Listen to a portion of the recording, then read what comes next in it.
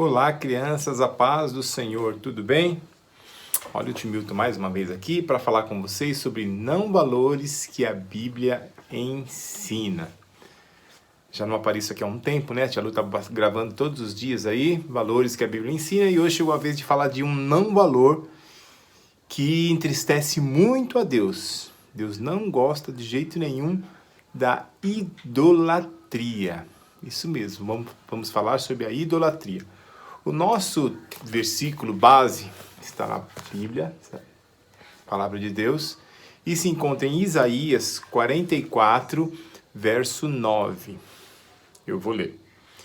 Todos os que fazem imagens nada são, e as coisas que estimam são sem valor. As suas testemunhas nada veem e nada sabem, para que sejam envergonhadas.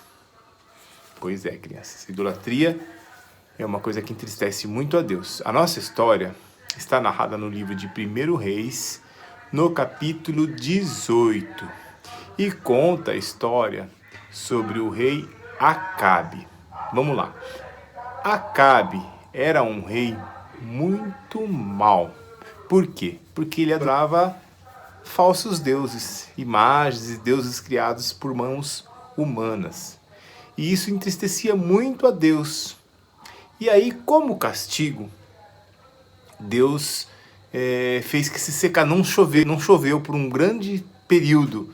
E aí as terras secaram, não nasceu mais plantas, as coisas que eles plantavam não nasciam mais, porque estava tudo seco na terra. E aí ele teve que suportar essa seca que durou mais de 3 anos. A Bíblia fala que essa seca durou por mais de 3 anos. Mas mesmo assim, com toda essa seca, com toda essa dificuldade, nem o rei Acabe, nem a sua esposa, que se chamava Jezabel, se afastaram do mau caminho. Mesmo assim, eles não voltaram para o Deus verdadeiro. Eles continuavam adorando outros deuses. Nessa época, vivia o profeta Elias. Tenho certeza que vocês já ouviram falar do profeta Elias. Aí Deus falou com o profeta Elias e enviou o profeta Elias até o rei Acabe para fazer um desafio para o rei. E aí ele falou assim: rei, vamos ver quem adora ao rei verdadeiro. Falou para o rei. Ó, pega todos os seus profetas, que o rei tinha muitos profetas e sacerdotes. E eles adoravam um rei que se chamava, um deus que se chamava Baal. Leva todos os sacerdotes, os profetas desse deus Baal, até o alto daquela montanha. E nós vamos tirar essa prova de quem que adora o Deus de verdade. O Acabe pensou assim: bom, vou aceitar o desafio, porque aí eu vou ganhar o desafio, e aí ele para de incomodar a gente. Elias para de incomodar a gente. Aí eles se encontraram lá na montanha, aí o profeta mandou trazer 2 novilhos. Novilhos são bois novos. E aí Elias disse: ó rei, escolhe um novilho, mata ele, coloca sobre a lenha. Fez um altar e coloca sobre a lenha. Mas não acende o fogo. E eu vou fazer a mesma coisa com o outro novilho, no meu altar. Aí vocês vão orar a esse Deus Baal que vocês seguem e pedir para que ele responda com fogo. E eu depois vou fazer a mesma coisa. O Deus que responder com fogo é o Deus verdadeiro. E aí começou, ele aceitou o desafio, aí eles começaram a orar, colocaram lá o altar e começaram a clamar pelo Deus Baal. Ó, Deus Baal, responda com fogo, Baal, responda com fogo. Só que Baal não é Deus. Baal não podia fazer nada.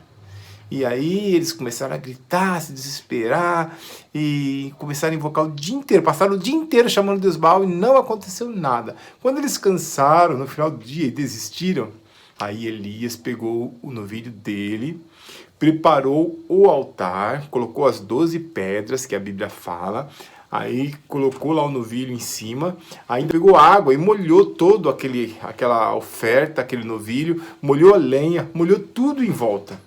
E aí pediu para o povo se aproximar e ele foi falar com Deus, com o nosso Deus, Deus verdadeiro.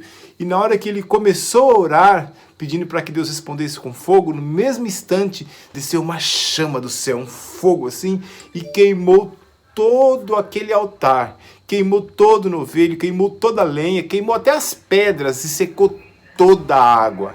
Aí o povo que estava tudo lá assistindo o desafio, abriu um olho, se espantou quando viram aquilo que tinha acontecido. E aí, depois disso, eles abandonaram a adoração que eles faziam ao rei Baal, ao deus Baal, e se voltaram para adorar o Deus que Elias professava que é o nosso Deus, o verdadeiro Deus, e é o único que nós devemos adorar. Viram só? Essa é a nossa história. Então, adorar falsos ídolos é o caminho mais curto para se distanciar de Deus. Por isso que Deus se entristece com a idolatria. O que se pode aprender com essa história? Muitas vezes, nós depositamos fé em imagens, como eles faziam, coisas ou pessoas, entendeu? Pensando que estas podem curar ou resolver alguns problemas. A idolatria é a adoração a tudo aquilo que não seja Deus. Todas as vezes que a gente passa a confiar ou adorar em alguma coisa ou em alguém, ao invés de Deus, isso é uma idolatria. Esse tipo de atitude não agrada a Deus, como eu já disse, porque só Ele tem poder de guiar a vida das pessoas. É muito importante que nós sejamos fiel a Deus e não acreditemos em falsos ídolos. Amém? Vamos lá agora comprovar quem aprendeu, quem prestou atenção na história. São 3 perguntinhas muito fáceis. Por que o rei Acabe era mau? Foi a primeira coisa que eu falei lá no começo da história. O rei Acabe. Isso aí. Qual foi o castigo que Deus mandou para o rei Acabe? Para aquele povo que era do rei Acabe. Qual foi o castigo? E a última pergunta. O que o povo do rei Acabe fez quando viu com seus próprios olhos o poder do Deus verdadeiro, quando desceu aquele fogo e consumiu todo o altar que Elias tinha preparado? O que o povo fez? Isso aí, muito fácil.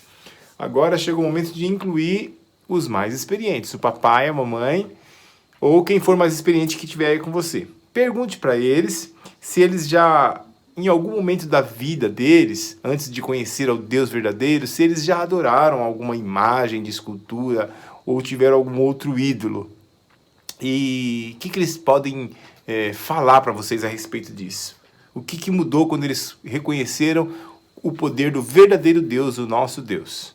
Sugestão de brincadeira. A brincadeira se chama O Ídolo. Vamos dividir a turma em 2 equipes. Cada equipe vai escolher um dos componentes para ser o ídolo.